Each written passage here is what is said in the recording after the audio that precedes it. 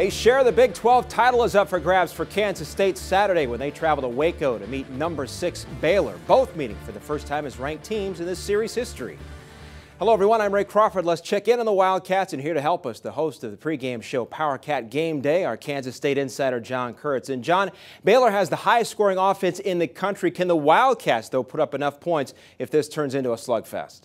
Well, they're going to have to, I think. I think the K-State defense can do a decent job in slowing down Baylor, but you go into it realizing you're probably going to have to score at least 30, 35 points to win the game.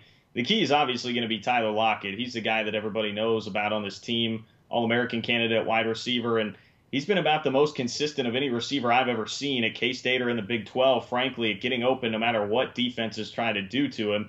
And over the last 5 games, he's been really good. He has 140 yards receiving a game over the last 5, 4 touchdowns in that span as well. He's really torn up Kansas and West Virginia the last couple weeks, even without much of a running game for K-State.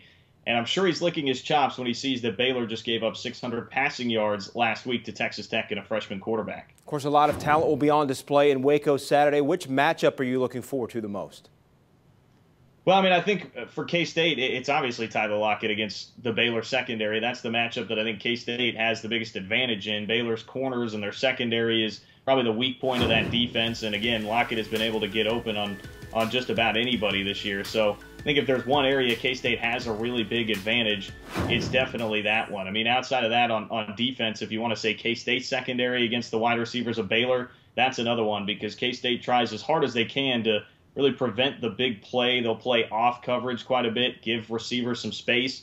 That can be dangerous with all the speed of guys like K.D. Cannon and Antoine Goodley at Baylor. You mentioned Lockett, a guy who missed last year's game with a hamstring injury, so I'm sure he's eager to help the Wildcats on Saturday. All right, John, thanks. Enjoy the game.